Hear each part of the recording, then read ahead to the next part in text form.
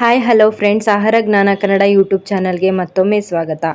ಇವತ್ತಿನ ವಿಡಿಯೋದಲ್ಲಿ ಪುನರ್ಪುಳಿ ಅಥವಾ ಕೋಕಮ್ ಜ್ಯೂಸ್ ಹೇಗೆ ಮಾಡೋದು ಅಂತ ತೋರಿಸ್ತಿದ್ದೀನಿ. ಇದು ಫ್ರೆಶ್ ಆಗಿರೋ ಹಣ್ಣು ಇವಾಗ ಬೇಸಿಗೆನಲ್ಲಿ ಸಿಗುತ್ತೆ. ಈ ಬೇಸಿಗೆನಲ್ಲಿ ಜ್ಯೂಸ್ ಮಾಡ್ಕೊಂಡು ಕುಡಿಯೋದ್ರಿಂದ ದೇಹ ಕೂಡ ತುಂಬ ತಂಪಾಗಿರುತ್ತೆ. ತುಂಬ ಆರೋಗ್ಯ ಪ್ರಯೋಜನಗಳು ಇದರಲ್ಲಿದೆ. ಬನ್ನಿ ಈ ಜ್ಯೂಸ್ ಮಾಡೋದು ಹೇಗೆ ಅಂತ ನೋಡೋಣ. ಹಾಗೆ ಇದರ ಆರೋಗ್ಯ ಲಾಭಗಳನ್ನು ಕೂಡ ನಾವು ತಿಳ್ಕೊಳ್ಳೋಣ. ನಾವು ಊರಿಗೆ ಹೋಗಿದ್ದಾಗ ಈ ಪುನರ್ಪುಳಿ ಹಣ್ಣು ಸಿಕ್ಕಿತ್ತು. ಇದನ್ನು ತಗೊಂಡು ಬಂದಿದ್ವಿ. ಕಲರ್ ತುಂಬಾ ಚೆನ್ನಾಗಿರುತ್ತೆ. ಹಾಗೆ ಈ ಬೇರೆ ತುಂಬ ಹಣ್ಣುಗಳು ಕೂಡ ಸಿಕ್ಕಿದ್ವು. ಎಲ್ಲ ರೀತಿಯ ಹಣ್ಣುಗಳನ್ನು ಕೂಡ ನಾವು ಹೆಚ್ಚಾಗಿ ಯೂಸ್ ಮಾಡ್ಕೊಳ್ಳೋದು ತುಂಬಾ ಒಳ್ಳೆಯದು.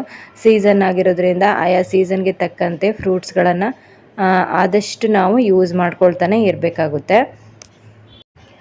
2-3 ಗ್ಲಾಸು ಜ್ಯೂಸ್ ಮಾಡ್ಕೊಳ್ಳೋದಕ್ಕೆ ಒಂದು 3-4 ಹಣ್ಣನ್ನು ತಗೊಳ್ತಾ ಇದ್ದೀನಿ. ಚೆನ್ನಾಗಿ ಹಣ್ಣಾಗಿರೋದನ್ನು ನೋಡಿಬಿಟ್ಟು ಈ ಥರ ಬಿಡಿಸ್ಬಿಟ್ಟು ಒಂದು ಪಾತ್ರೆಗೆ ಹಾಕ್ಕೊಳ್ತಾ ಇದ್ದೀನಿ. ಇದರಲ್ಲಿ ಬೀಜ ಇರುತ್ತೆ. ಬೀಜನ ನಾವು ಆಮೇಲೆ ತೆಕ್ಕೊಳ್ಬೇಕಾಗುತ್ತೆ. ಚೆನ್ನಾಗಿ ನಾವು ಕೈಯಿಂದ ಇದನ್ನು ಹಿಚ್ಕಿಬಿಟ್ಟು ಜ್ಯೂಸ್ ಮಾಡ್ಕೊಳ್ತಾ ಇರೋದು ತುಂಬ ಈಸಿ. ಇದು ಇಲ್ಲಾಂದರೆ ನೀವು ಮಿಕ್ಸಿಗೆ ಬೇಕಾದರೂ ಹಾಕ್ಕೊಳ್ಬೋದು. ಬೀಜ ಎಲ್ಲ ತೆಗೆದ್ಬಿಟ್ಟು ಮಿಕ್ಸಿಗೆ ಹಾಕ್ಕೊಂಡ್ರೂ ಕೂಡ ಆಗುತ್ತೆ. ನಾನಿಲ್ಲಿ ಕೈಯಿಂದನೇ ಚೆನ್ನಾಗಿ ಇದನ್ನು ಹಿಸ್ಕಿಬಿಟ್ಟು ಅದರದ್ದು ಜಗ್ಟೆಲ್ಲ ತೆಗೆದ್ಬಿಟ್ಟು ಆಮೇಲೆ ಜ್ಯೂಸ್ ಮಾಡ್ಕೊಳ್ತೀನಿ. ಒಳಗಡೆ ನೋಡಿ ಕಲರು ತುಂಬ ಚೆನ್ನಾಗಿರುತ್ತೆ. ಜ್ಯೂಸ್ ಕೂಡ ತುಂಬ ಚೆನ್ನಾಗಿ ಕಲರ್ ಬರುತ್ತೆ. ಇದನ್ನು ಒಣಗಿಸಿ ಇಟ್ಕೊಂಡ್ರೆ ವರ್ಷಗಟ್ಟಲೆ ಇದನ್ನು ಯೂಸ್ ಮಾಡ್ಕೊಳ್ಬೋದು. ಇದರಿಂದ ಸಾರು ಮತ್ತು ಸಾಂಬಾರನ್ನೆಲ್ಲ ಮಾಡ್ಬೋದು. ಸಾಂಬಾರಿಗೆ ಹುಣಸೆ ಹುಳಿ ಬದಲಿಗೆ ಇದನ್ನು ನೀವು ಹಾಕ್ಕೊಳ್ಬೋದು. ಹಾಗೆ ಜ್ಯೂಸ್ ಕೂಡ ಮಾಡ್ಕೊಳ್ಬೋದು. ಈ ಪುನರ್ಪುಳಿ ಜ್ಯೂಸು ಆರೋಗ್ಯಕ್ಕೆ ತುಂಬಾ ಒಳ್ಳೆಯದು. ಪಿತ್ತದ ಸಮಸ್ಯೆ ಏನಾದರೂ ಇದ್ದರೆ ಇದರಿಂದ ಸರಿ ಮಾಡ್ಕೊಳ್ಬೋದು.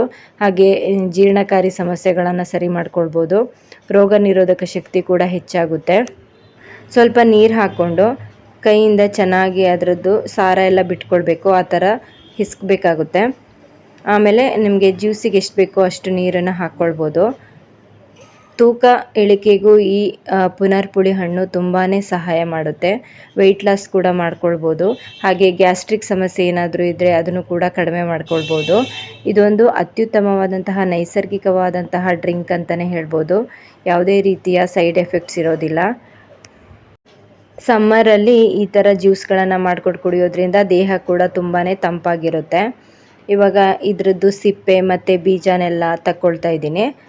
ಹೊರಗಡೆ ಸಿಗುವಂತಹ ಡ್ರಿಂಕ್ಗಳನ್ನು ನಾವು ಮಕ್ಕಳಿಗೆಲ್ಲ ಕೊಡೋದಕ್ಕಿಂತ ಈ ಥರ ಜ್ಯೂಸನ್ನು ನಾವು ರೆಡಿ ಮಾಡಿ ಇಟ್ಕೊಂಡ್ರೆ ಮಕ್ಕಳು ಕೂಡ ತುಂಬಾ ಖುಷಿಯಿಂದ ಕುಡಿತಾರೆ. ಹಾಗೆ ಕಲರ್ ಕೂಡ ತುಂಬಾ ನ್ಯಾಚುರಲ್ಲಾಗಿ ಎಷ್ಟು ಚೆನ್ನಾಗಿ ಕಾಣಿಸ್ತಾ ಇದೆ, ನೀವೇ ನೋಡ್ತಿರ್ಬೋದು.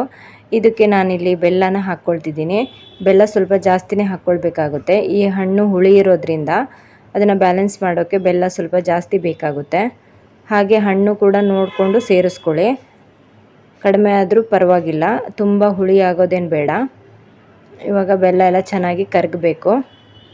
ಚೆನ್ನಾಗಿ ಇದನ್ನು ಮಿಕ್ಸ್ ಮಾಡ್ಕೊಳ್ತಾ ಇದ್ದೀನಿ. ಹಾಗೆ ಇವಾಗ ಇದಕ್ಕೆ ನಾನು ಸ್ವಲ್ಪ ಪೆಪ್ಪರ್ ಪುಡಿ ಕೂಡ ಸೇರಿಸ್ಕೊಂಡಿದ್ದೀನಿ. ಇದು ಆಪ್ಷನಲ್ಲು, ಬೇಕಾದರೆ ನೀವು ಸೇರಿಸ್ಕೊಳ್ಬೋದು. ಸ್ವಲ್ಪ ಫ್ಲೇವರು ಡಿಫ್ರೆಂಟಾಗಿರಲಿ ಅಂದರೆ ಇದಕ್ಕೆ ಏಲಕ್ಕಿ, ಪೆಪ್ಪರ್ ಪುಡಿ ಅಥವಾ ಸೋಂಪು ಕಾಳು ಇದನ್ನೆಲ್ಲ ಹಾಕ್ಕೊಳ್ಬೋದು. ಬೇಡ ಅಂದರೆ ಈ ಥರ ಪ್ಲೇನ್ ಕೂಡ ಮಾಡ್ಕೊಳ್ಬೋದು. ಇವಾಗ ಜ್ಯೂಸ್ ರೆಡಿಯಾಗಿದೆ. ಒಂದು ಗ್ಲಾಸ್ಗೆ ಹಾಕಿ ಸರ್ವ್ ಮಾಡ್ತಾಯಿದ್ದೀನಿ. ನೋಡ್ತಿರ್ಬೋದು ತುಂಬಾ ಚೆನ್ನಾಗಿದೆ. ಕಲರ್ ಕೂಡ ಆರೋಗ್ಯಕ್ಕೂ ತುಂಬ ಒಳ್ಳೆಯದು. ದೇಹ ಕೂಡ ತುಂಬ ತಂಪಾಗಿರುತ್ತೆ.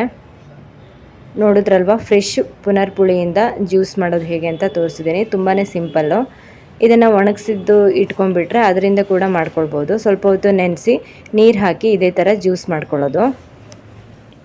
ಇದೇ ಥರ ತುಂಬಾ ಆರೋಗ್ಯಕರವಾದಂತಹ ಜ್ಯೂಸ್ಗಳು ಮತ್ತು ಸಲಾಡ್ಗಳು, ಹೆಲ್ದಿ ರೆಸಿಪಿಗಳಿಗಾಗಿ ನಮ್ಮ ಚಾನಲನ್ನು ಫಾಲೋ ಮಾಡ್ತಾಯಿರಿ. ಸಬ್ಸ್ಕ್ರೈಬ್ ಮಾಡ್ಕೊಳ್ಳಿ. Thank you.